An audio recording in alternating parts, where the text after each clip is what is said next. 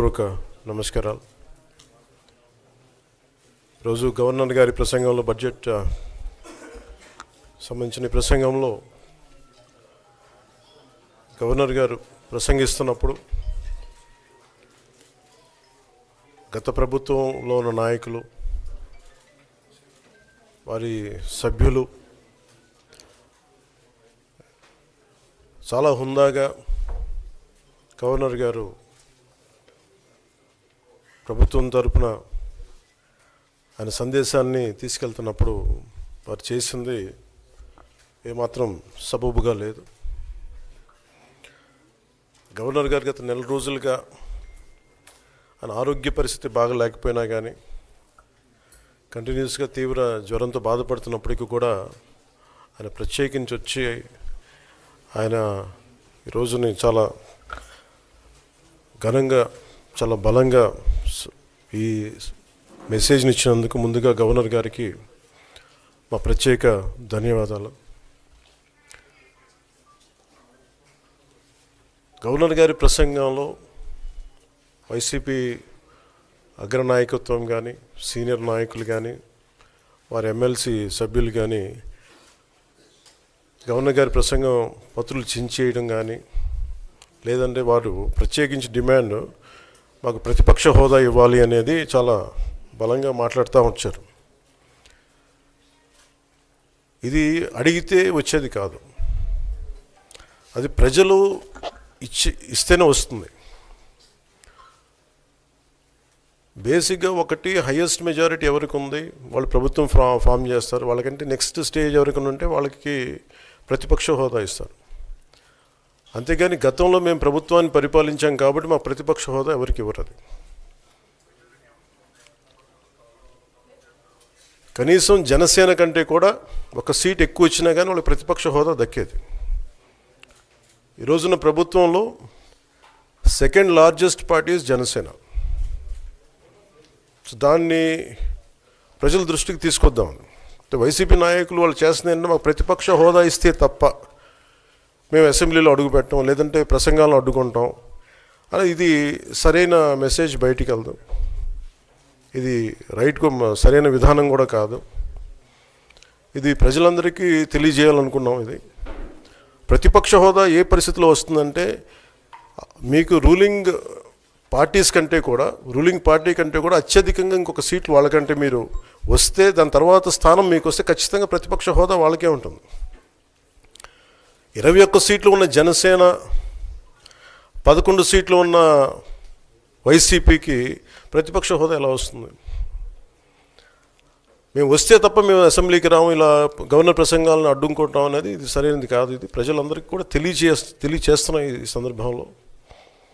అందుకని ఇది భవిష్యత్తులో కూడా మేము కోరుకునేది వైసీపీ నాయకుల్ని, మీకు ప్రతిపక్ష హోదా ఇవ్వకపోయినా ప్రజలు మీకు 11 సీట్లు ఇచ్చారు, దాన్ని గౌరవించి మీరు అసెంబ్లీకి రండి.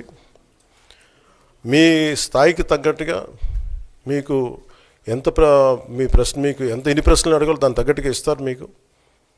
ఇవన్నీ దాటి మన స్పీకర్ గారు కూడా చాలా గౌరవంగా, వాళ్ళు 11 సీట్లు వచ్చినప్పటికీ కూడా చాలా గౌరవంతో ఇంతకాలం వాళ్ళకి ఇస్తూ వచ్చారు. ప్రశ్నోత్తరాల సమయంలో కూడా ఆయనకి ఇచ్చారు. గతంలో కూడా ఇవన్నీ ఆయన రావడానికి కూడా ఆయన ఎలా రావాలి, ఏం చేయాలి, దానికి కూడా చాలా ఏమాత్రం ఇబ్బంది పెట్టకుండా గతంలో కూడా చేశారు. ఫస్ట్ మనకి గవర్నమెంట్ ఫామ్ అయిన తర్వాత కూడా వీటిని దృష్టిలో పెట్టుకొని వైసీపీ కొంచెం హుందాగా వ్యవహరించాల్సిన అవసరం ఉంది. వైసీపీ నాయకులకు కూడా మీకు బాధ్యత ఉంది. గవర్నర్ గారి ప్రసంగాన్ని మీరు ఆ విధంగా మీరు ప్రశాంతంగా విని, దాన్ని వచ్చే జరుగుతున్న సమావేశాల్లో మీరు దాని లోటుపాట్లు మీరు చెప్తే బాగుంటుంది తప్ప ఇలా కూర్చోబెట్టి అరుపులు, కేకలు ఇది సమంజసంగా లేదు. అంటే అర్ధాంతరంగా ప్రతిదానికి అసెంబ్లీలోకి రాగానే గొడవ పెట్టుకోవాలి, దేన్నైనా విభేదించాలనేది ఇది చాలా లో లెవెల్ ఆలోచన విధానం, లో లెవెల్ స్ట్రాటజీ. అది ప్లీజ్ మీరు అప్గ్రేడ్ అవ్వండి, మీరు అప్లిఫ్ట్ చేసుకోండి, మీరు కూర్చోబెట్టి డెమోక్రటిక్ ప్రాసెస్కి గౌరవం ఇవ్వండి. మనస్ఫూర్తిగా వైసీపీ నాయకులకి ఇది నా విన్నపం, నా విజ్ఞాపన. This what I would like to say. And నిజంగా కావాలి అంటే మీరు ఈ 5 సంవత్సరాల్లో మీరు ప్రతిపక్ష హోదా మీకు రాదు. అది మీరు మెంటల్గా ప్రిపేర్ అయిపోండి. 11 సీట్లతోటి మీకు ప్రతిపక్ష హోదా ఇవ్వబడదు, రాదు. ఎందుకంటే ఇట్ ఈస్ చంద్రబాబు గారు, గౌరవ ముఖ్యమంత్రి చంద్రబాబు గారు డిసైడ్ చేసేది కాదు, జనసేన డిసైడ్ చేసేది కాదు. దానికి రూల్స్ ఉన్నాయి, దానికి రెగ్యులేషన్స్ ఉన్నాయి, నామ్స్ ఉన్నాయి. ఉదాహరణకి నేనే ప్రభుత్వం, మన కేంద్ర ప్రభుత్వం ఫార్మేషన్కి మేము వెళ్ళినప్పుడు పార్లమెంటరీ లీడర్ని ఎన్నుకోవాలి మనం కూర్చున్నప్పుడు, ఎన్డీఏ పక్ష నాయకుడు ఎన్నుకోవాలనుకున్నప్పుడు నేను నాయకుల స్థాయిలో నేను కూర్చున్నాను. అదే నేను ఇక్కడ మంత్రిగా ప్రమాణ స్వీకారం చేసేటప్పటికి నన్ను ప్రధానమంత్రి గారి పక్కన నన్ను కూర్చోబెట్టలా. నేను డిప్యూటీ సీఎం అయినప్పటికీ కూడా అది మంత్రి హోదానే కాబట్టి తిరిగి నన్ను మంత్రులందరూ పక్కనే కూర్చోబెట్టారు తప్ప ప్రత్యేకంగా నన్ను అక్కడ కూర్చోబెట్టలేదు. They very specific rules and regulations నడుస్తాయి. ఉదాహరణకి పొద్దున కూడా స్పీకర్ గారు ఎదురొస్తే, నేను అసెంబ్లీలోకి అడుగు పెడతా ఉంటే స్పీకర్ గారు ఎదురొచ్చారు.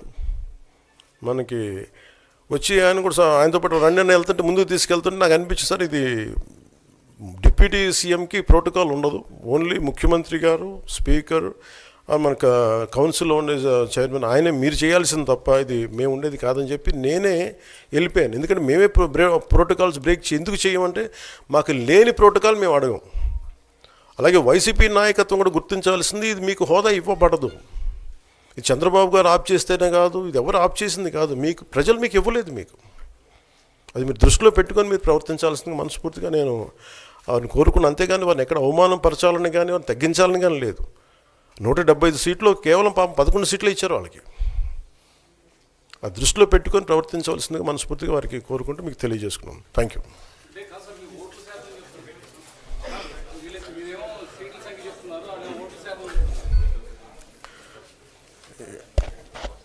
ఫస్ట్ అప్పుడు ఏం చేయాలంటే సార్,